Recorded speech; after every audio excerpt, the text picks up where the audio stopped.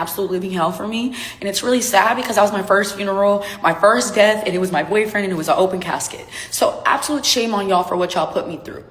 And if y'all don't remember what y'all put me through, oh, don't worry, I will remind you, because guess what? I'm going to tell my story, and I'm going to drop a YouTube video talking about everything y'all put me through.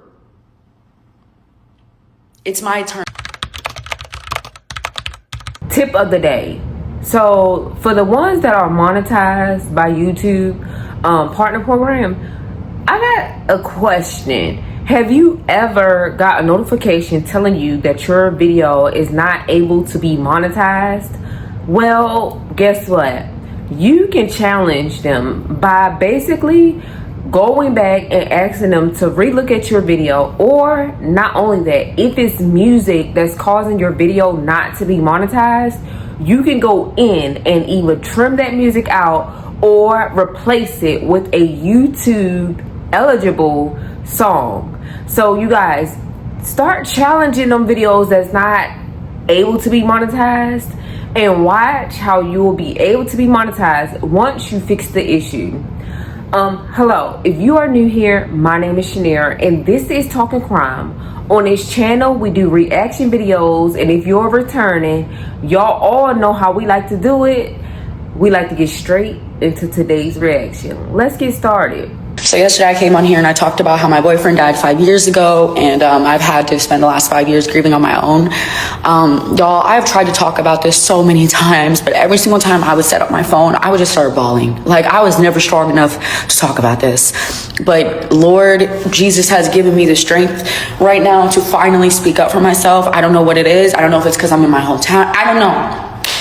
All I know is I came here to say, yesterday I was sad, but today I'm mad. To all his friends and families, loved ones, shame on y'all for how y'all treated me.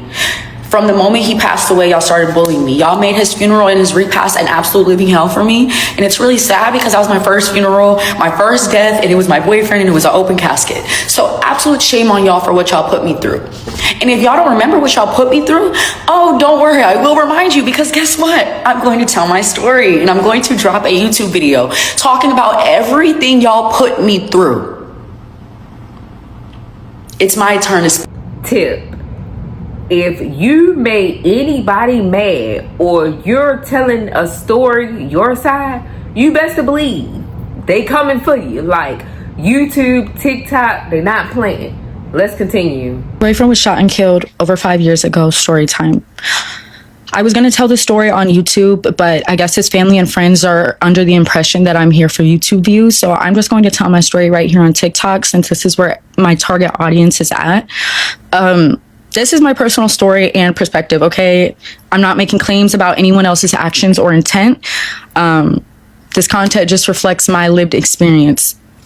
I had to say this to protect myself. I ask that y'all bear with me as I tell this story, because it is ugly, it is long, it is not pretty, and I am opening up a wound that, honestly, I've never told anybody this story front to back, because nobody's cared to sit down and listen to the whole thing. So this is going to be hard, but healing for me.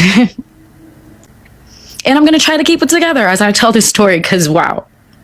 Okay. Already crying, y'all. Lord. Okay. Another reason I've been scared to speak on my experience is because it means that I have to acknowledge that somebody that I deeply loved hurt me and abused me. And I can't lie, I didn't want people to know that side of him.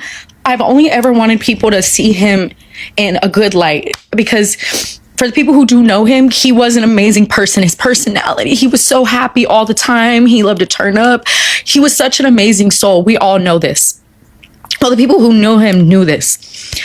But I will tell y'all, as his girlfriend who spent day in and day out with this man, I saw the sides of him that nobody else saw, okay? And behind closed doors, he was very evil, and I have not wanted to admit that, because I loved him so much. I've learned over the last few years that not only have I been grieving, but I've also been experiencing Stockholm syndrome in a way, because it's like, I don't understand why I miss and love somebody so much who abused me. But that is the truth. Every story that was told, all these horror stories that his family and friends have heard of me were flipped to make me sound like the monster, when that's not the truth. I love that man so fucking much, y'all. Like, so much. Yes, we went through so many like toxic things, and it was not a super pretty relationship all the time, but I can't sit here and say I wasn't like obsessed with him and in love with him and I wanted to marry him. Even everything that he was putting me through, I thought that was my forever, y'all. And he thought I was too. His family, they come on here and say that he didn't plan a future with me, but he literally had my name tatted on his wrist, y'all. Kiera, right here, big and bold. So I was a huge part of his life, okay? A huge part of his life. I'm sorry, y'all. This is not pretty. Oh my gosh. While him and I were together, we had a lot of people. We had a lot of haters, okay? A lot of people, they either loved or hated us because we were like two peas in a pod, okay? The people who knew him and I, they knew we were like this. Y'all know it, okay?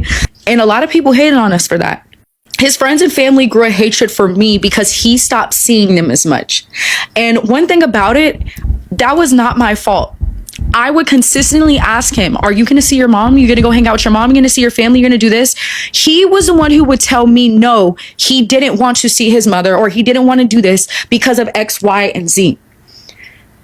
Chandler told me about his childhood and the things that his mother put him through. And I'm not here to like put his mom on blast, but the things that you put him through, I can understand why he would not want to be around you the older he got.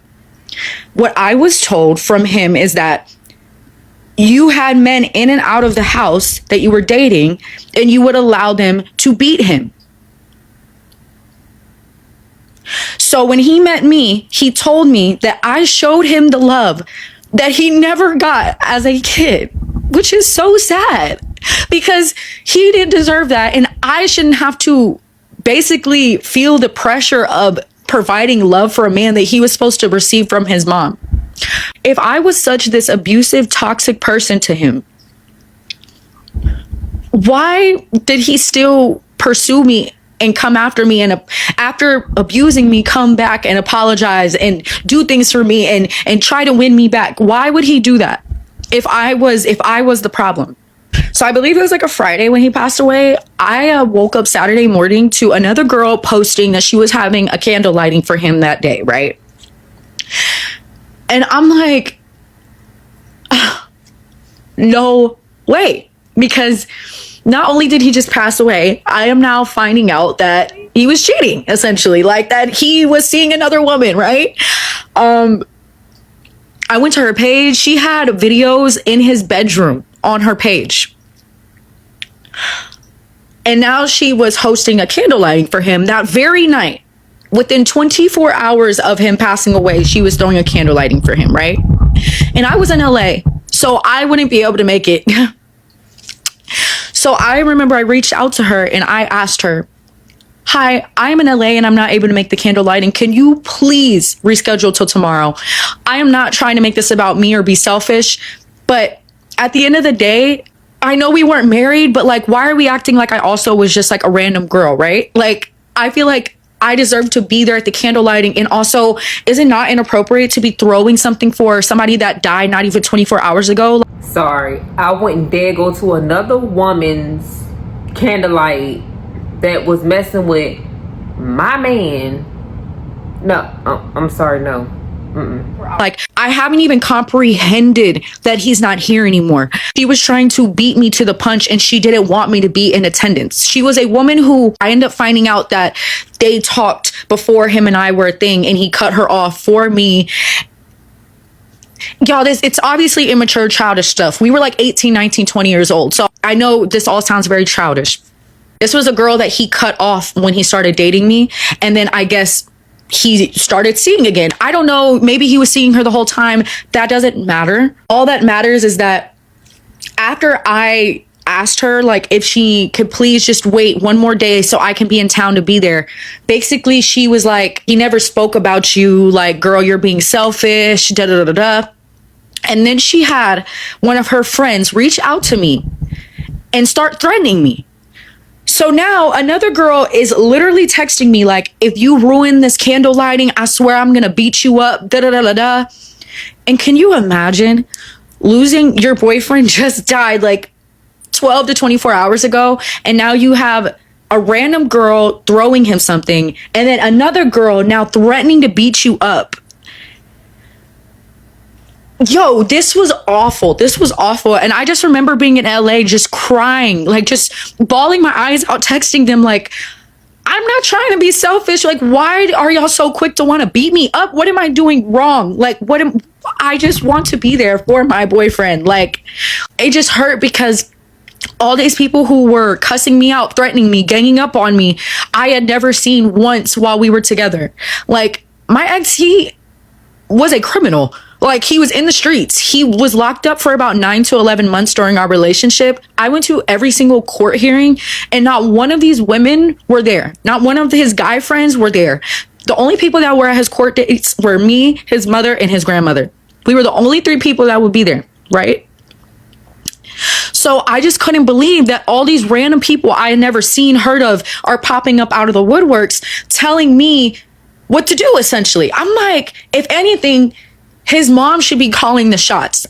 When I'm telling the story, I want y'all to know that I am in no way saying that, like, this is not a grieving Olympics. I am allowed to grieve, and people who were absent when he was alive, you have no authority to come around after he's gone and tell me how I can or cannot grieve when y'all were never there for him when he was alive, right?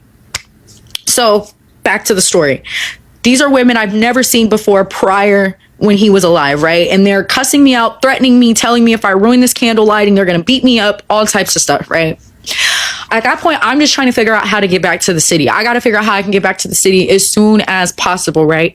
I think I ended up making a post because I was just like, y'all, I literally need help. And luckily, people who knew us came to my defense. And basically the outcome of that was she did end up throwing the candle lighting. But I ended up throwing a candle lighting as well for him. When I got back into town, which I believe was Sunday, like the next day, I ended up throwing a candle lighting, right? And for the most part, it was beautiful. His friends and family showed up. They all showed up. It was amazing. His mom was there. Everybody was there. Like, it was exactly what I think he would have wanted. But why at the candle lighting, I made a whole flyer with pictures of us that said RIP. Why did his mother's 2 best friends stand in front of it the entire time? Like, I'm not even joking, y'all. Literally, they stood in front of the banner the entire time. And I'm like, why are they standing in front of his banner, like his candle lighting banner? Like, why? And I literally have a video of me going to try to record it. And as soon as they saw me recording, that's when they moved out of the way and stopped standing in front of it, because they didn't want to look like mean, like mean girls. But as soon as I stopped recording, they went right back to standing in front of the banner. And I just didn't understand why they did that. Candle lighting is over, right? Now it's time for his funeral. This is the very first funeral I have ever been to in my life. I have never been to a funeral. Any death that I experienced was before I was 5 years old. So I wasn't old enough to really understand. So it is time for his funeral, right? And I go with 2 of my best friends from college. We show up, and it was an open casket. So it was very hard for a lot of reasons, because I'm like, wow, like, he passed away, and now it's open casket. Oh my gosh, this part hurts so bad, y'all. Oh my gosh. So everybody's arriving to the funeral, right? And I'm sitting down with my 2 best friends and Chandler's little brother. And I'm so sorry to his little brother. I'm so sorry. Oh my gosh, and I hope me telling my story doesn't hurt you. I loved your brother so much. I'm so sorry. But I have to tell this. I have to tell this. So this woman comes in, right? And this apparently was Chandler's teacher or something like that in like kindergarten, right? I don't know exactly who she was. I believe it was like she was his kindergarten teacher, right? And I guess he had this huge crush on her when he was younger or whatever, right? Everybody's arriving. Of course, they're walking up to all of us. Like, I'm standing with his mother and everybody. So everybody, of course, is coming up to his mother and is like, wish her condolences, right? Every single person that came up to her, you know what they would do? They would go, oh, meet Chandler's first love. And then they would introduce them to his kindergarten teacher. Just spent Christmas with y'all, Thanksgiving. Like, we just spent the holidays together for like the last 2 years. I literally met y'all side of the family, like your mom's side of the family, like, and you're telling everybody that walks up to you that this random lady from kindergarten is his first love. He always claimed me as his first love, literally to spite me, because why would you do that to me? Why would you do that to me, right? And also, while all this is happening, there's another lady, I believe is his mom's best friend. She is grilling me the entire time. I'm talking like literally staring me down, giving me the dirtiest look. The entire time everybody's like filing in for the funeral to start. So imagine you're just like taking in all this stuff. You got his mother and his grandmother telling everybody that this random woman for kindergarten is first love. And then you got another lady grilling you on the side, like, and I'm just sitting there like, what did I do to y'all to deserve for y'all to put me through this? Then as soon as the funeral is about to start, this woman has the nerve to come up to me and say, don't you think you shouldn't be sitting here? You should save it for the family. And there's nothing wrong. That's the truth. The front is for the family. But it was the simple fact that she grilled me for over basically an hour while everybody was arriving. And she waited until the last minute, right before the funeral was about to start, before the service was about to start, where all the seats were already taken, to come up and humiliate me in front of everybody at the fucking funeral before the funeral started, because she called me out in front of everybody. It was humiliating and it's so embarrassing, especially because I was his girl. Like, where is all this energy coming from? I'm kind of confused. Like, what would possess a mother, her friends, and family members to act this shitty towards this girl? Like, she was his girlfriend, and most of the time, even if it's not your wife, it's your significant other, they are allowed to sit up there with the family. So when this friend said something, why didn't the mother say something? And why didn't she say something before all the people start coming in? Where is this hatred coming from? I know she said their relationship was kind of toxic, but wouldn't you hold that responsibility not only with her but with your son too? And now that he's deceased, just let it all go and let her grieve, because of course she's gonna grieve too. Like, I'm confused. Like, okay, maybe I'm missing something. Maybe she's gonna get to that point, but let's keep listening. I cannot believe I'm doing this right now. I cannot.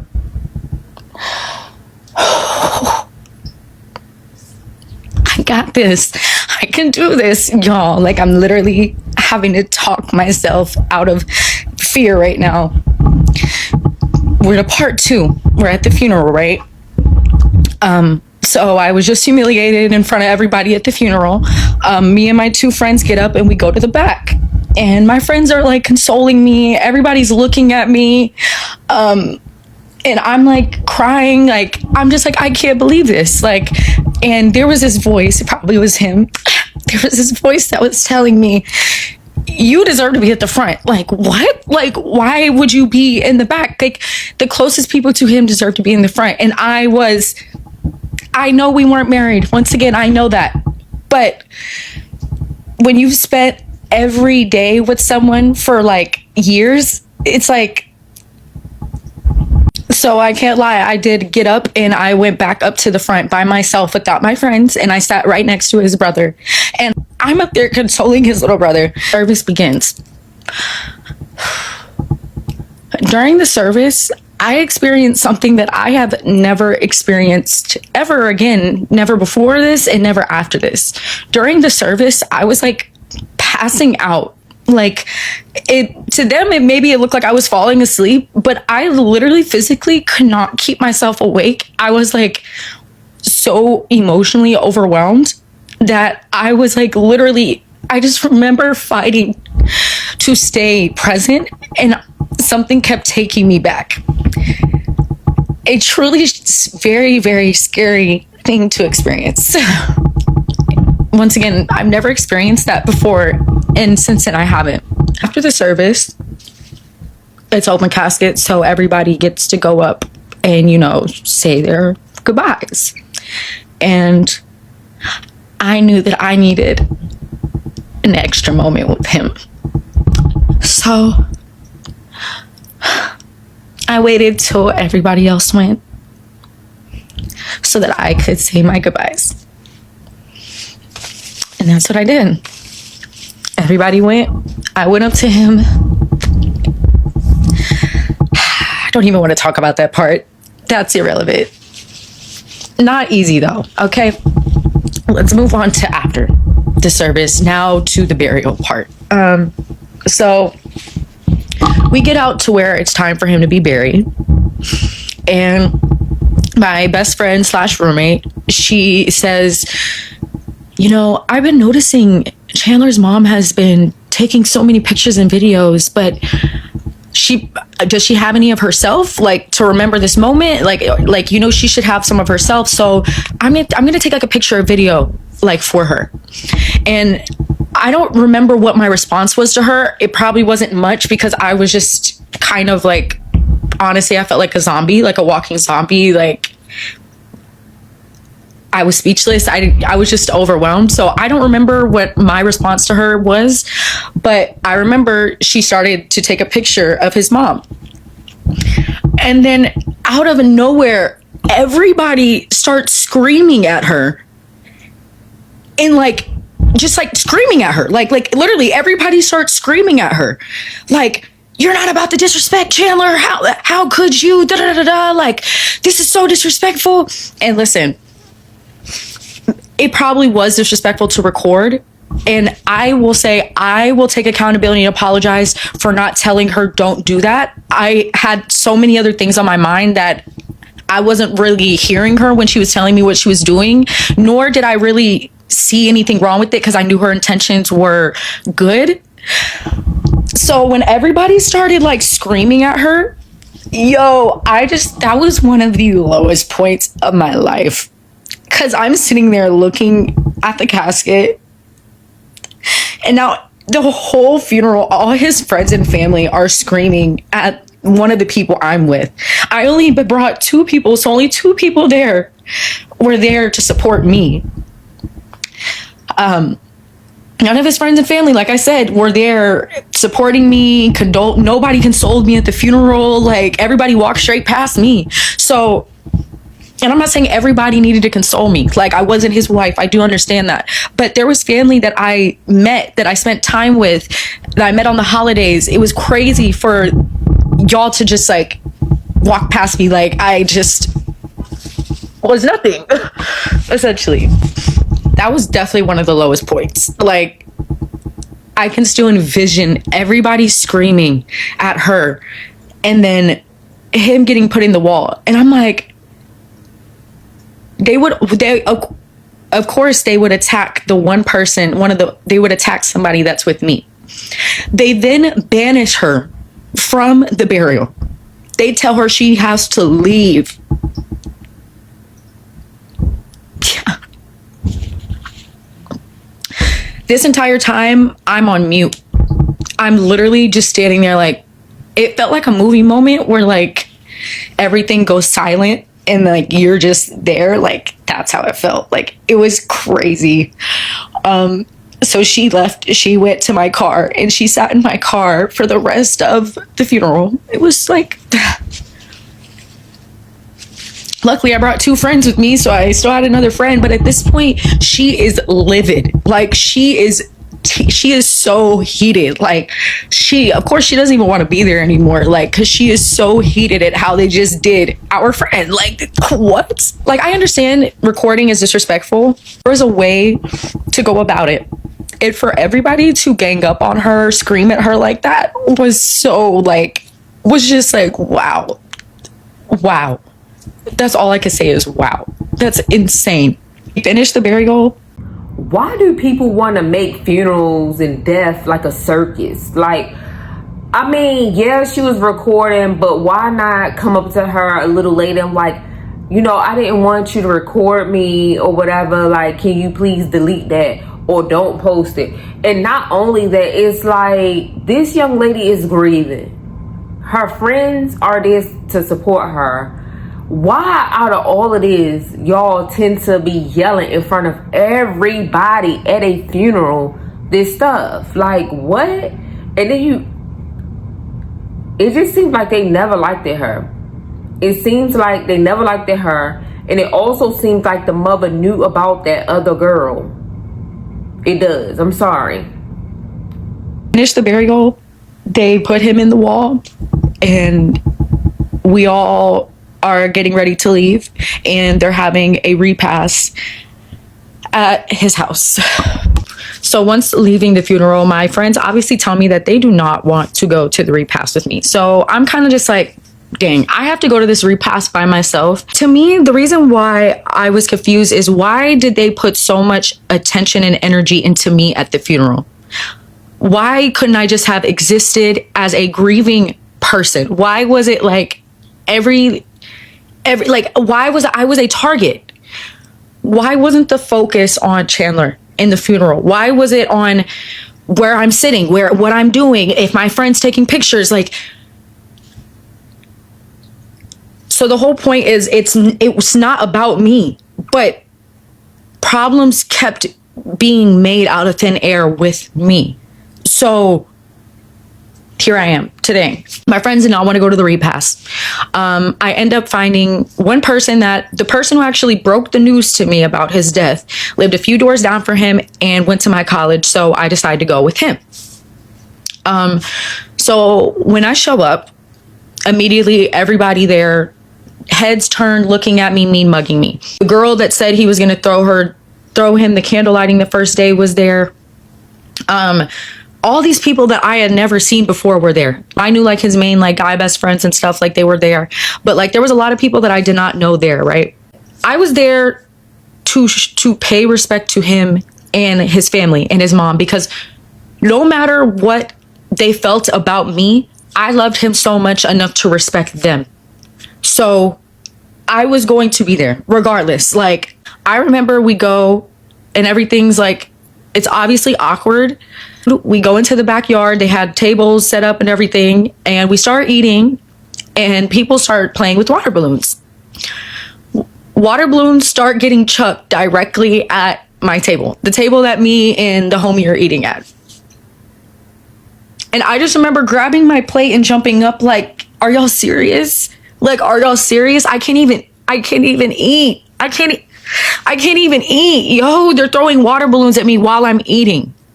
I wasn't going to name names. That was never my intentions. But Kayla decided to go underneath one of my posts, my second post, and say that she attempted to reach out to me multiple times. And let's actually talk about what happened. Kayla decided that she had a huge problem with me on that day. Parts of this are a little foggy, but I remember being no longer in the backyard. I was out front. I think we were out front, like just chilling, talking, like, you know, we're just chilling. I remember I had some wine. Like, it was like one of the lighter moments of the day. I needed to get some more wine. So we go to the backyard. And as soon as I go to the backyard, Kayla is crying. Everybody was paying attention to her. But as soon as I got to the back, everybody's head turns and they're looking at me, right? I remember she was just saying, no, because I can't act like everything's okay when it's not. Da, da, da, da. And I'm sitting here just thinking she's just grieving. Like, that's literally what I'm thinking in my head. But I'm seeing everybody's just looking at me. So then I literally whisper over to my homie and I'm like, hey, what is she talking about? And he's like, I think they're talking about you. And I'm like, what? What did I do now? I haven't even been back here. Like, literally, I left the back. I've been out in the front for like over an hour. Like, what could I have possibly done now? Like, yo. So she's crying. Everybody's consoling her and looking at me. Then her mother goes, she says this to me. Her mother goes, Tasha, because you were in my comments too, right? So we're naming names. The people, y'all already came forward. So now I'm allowed to address you properly. Tasha, you called me out in front of the whole entire repast. You went like this. You come here in front of everybody. And I'm like, what? Okay. So this is the part that everybody has been essentially waiting for. Okay. So I go up to her and this is what she says to me. She basically, something along the lines of she's not understanding why I'm there, like why I'm seeming so hurt, why I'm there. When I tried to have somebody pull up to pew pew him, I'm immediately like, what? She's like, his mom told me that you had somebody pull up to try to pew pew him. And I'm like,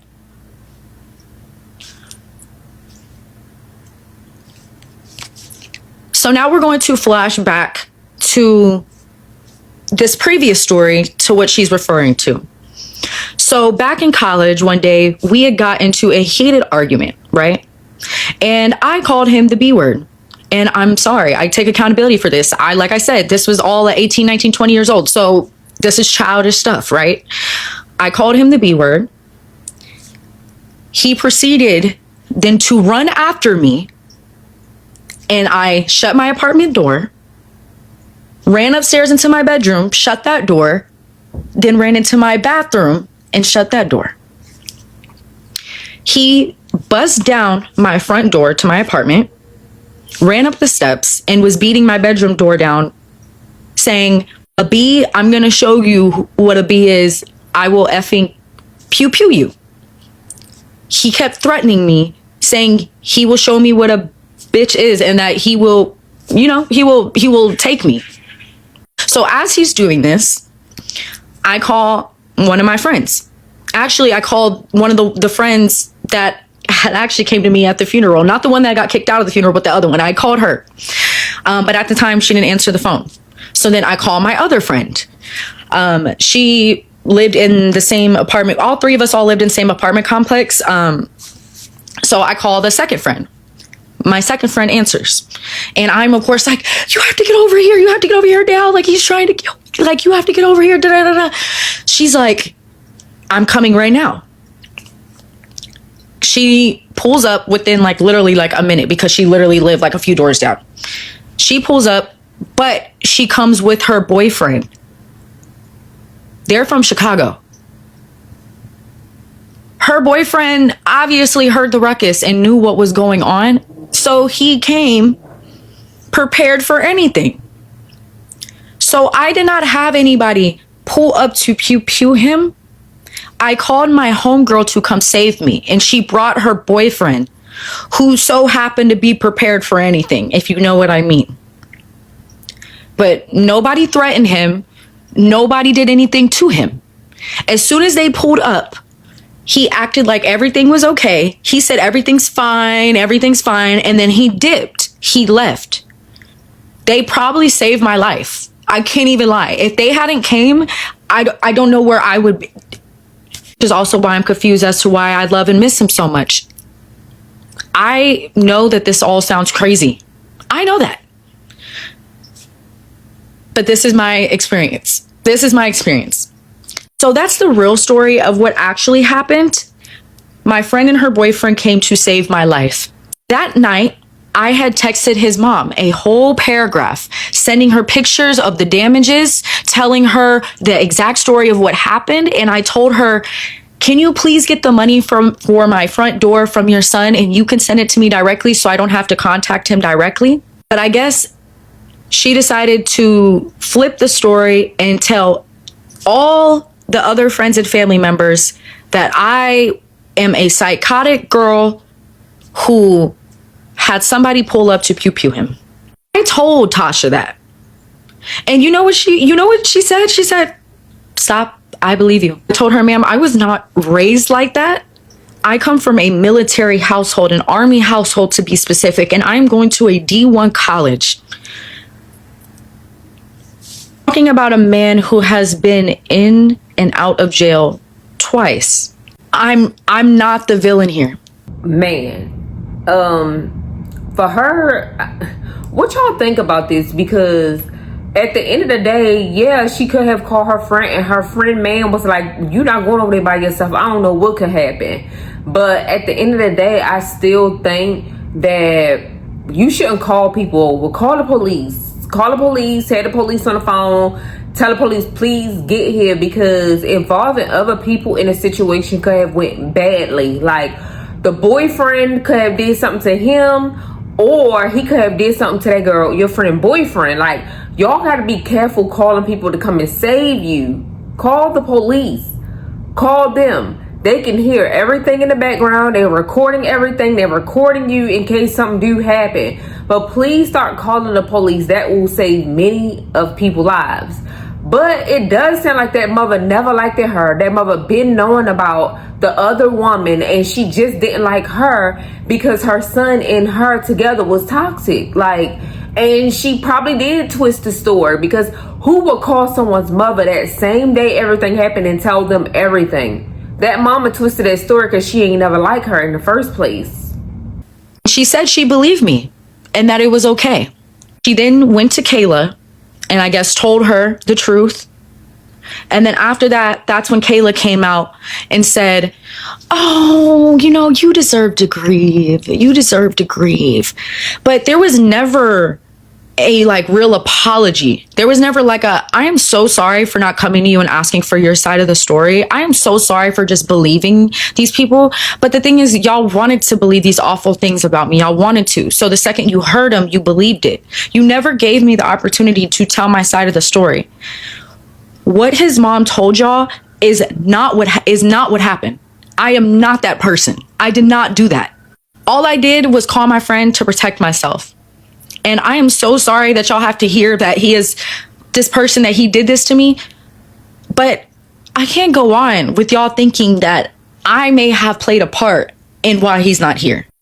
That's the reason why his friends and family hate me, because of the story I just told. Everybody thought that I was psychotic. But now that y'all know the truth, what do y'all think now? Do y'all think that I deserve to be treated that way? Do y'all think that I deserve to be isolated all these years? The reason why, because a lot of people are like, "Well, did you reach out to his friends and his family?" I was terrified to. Why would I want to reach out to people that basically accused me of his demise? Like, you know, like they basically are accusing me of what happened to him. I'm what? And after everything that y'all just put me through, what? I just knew that every time I would come, I knew that anything I'd have to say to y'all would somehow flip and turn anything that I do into me being this terrible woman that y'all wanted me to, pointing me out to be, instead of just accepting that maybe he was not a good person all the time. Maybe he was a good person that did bad things, or maybe he just was a bad person. Instead, y'all made me the scapegoat. And now that I have finally put my truth out there, y'all can no longer continue to make me the scapegoat. I didn't do anything to y'all or to your family. All I did was have a boyfriend, a toxic relationship, which to me, it's not okay, but it happens. It happens. But I am not who y'all painted me out to be, and I didn't deserve what y'all put me through.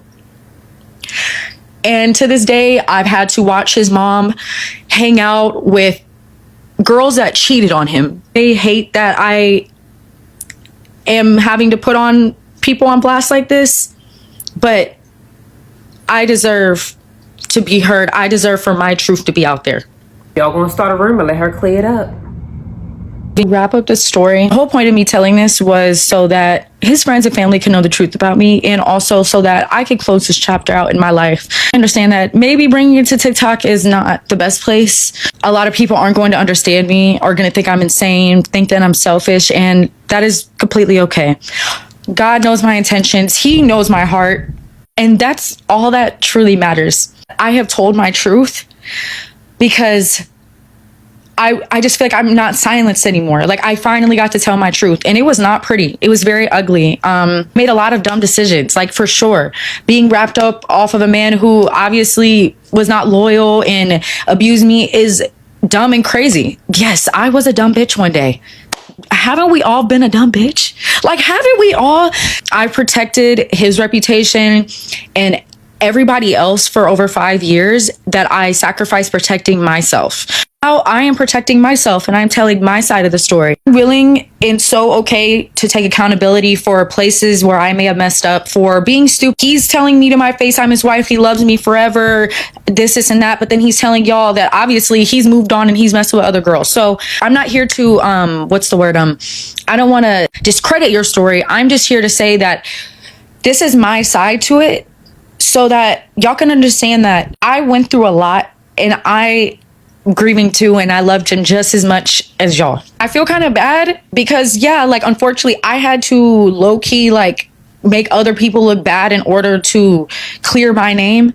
But after visiting his gravesite, I got this really weird boost of confidence, and I'm sorry that is it weird of me to think that maybe he gave me permission to finally speak up and tell my story. I'm not expecting anybody to hit me up to help me, any of that. I've done this alone for 5 years. So I'm not expecting anybody to come save me, to rescue me, none of that. A lot of people will believe that, I need to go to a therapist and all that stuff. And shit, that's probably true, girl. It's probably true. I will say I've spent 5 years thinking and pondering on this. I'm not saying I'm 100% healed, just saying that this isn't day one, y'all. This isn't day one. I did know that telling my story was going to require me to be strong. I knew that there was going to be pushback. I knew there was going to be people that didn't agree with me. I knew his family was probably going to attack me, as they are in the comments. I knew that all this was going to happen, and I needed to be basically healed from his death, almost or completely, before I could take on this pressure. Essentially, this is my truth. This is my story. Yes, I'm a victim of DV. Yes, I had Stockholm syndrome. Yes, I was in an abusive relationship. Yes, these are also things that I'm figuring out as finally speaking my truth. So this is so healing and helpful for me. I hope that I could be a vessel and I can provide knowledge, wisdom, and help to other women who may have gone through the same things or are going through the same things. Yeah. I know it was dumb of me. It was dumb of me to be this in love with him and be sitting up here crying over him after what he did to me. I understand that. That's not the point right now. My point is I did love him, and I wish that I could have grieved with y'all.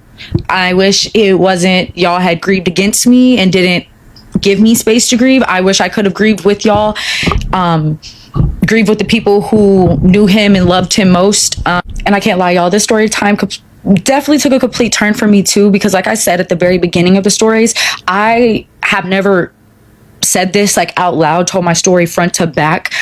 So now saying it out loud, I'm just wow, extremely healing for me.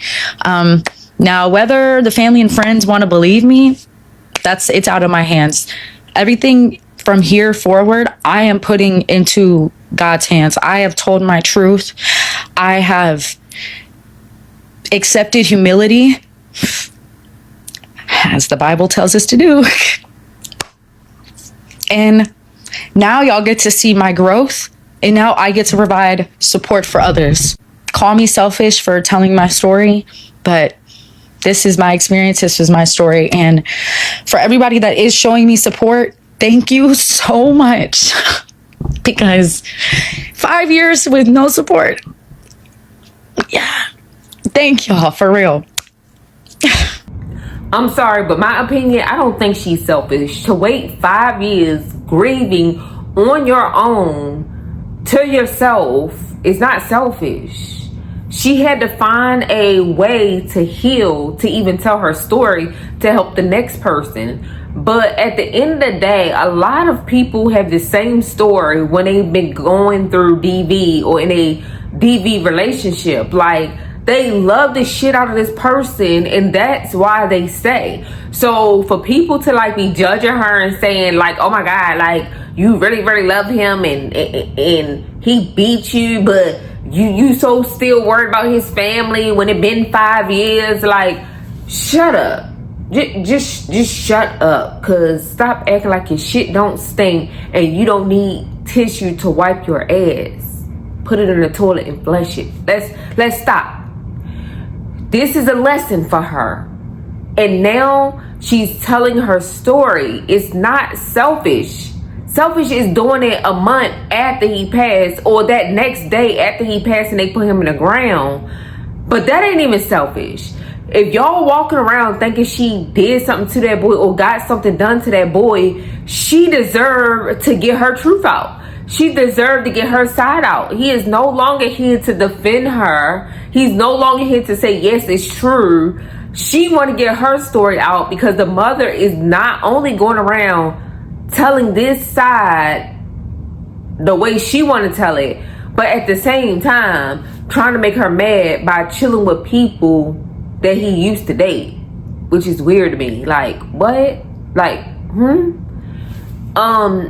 I believe her. I believe her 100%. I believe she loved the shit out of that man. I believe, yeah, she was young and immature. I believe that she missed him. I believe it all. I believe the whole thing. I don't believe that she set him up at all. He was in the streets. He was doing stuff he ain't had no business. He had been to jail.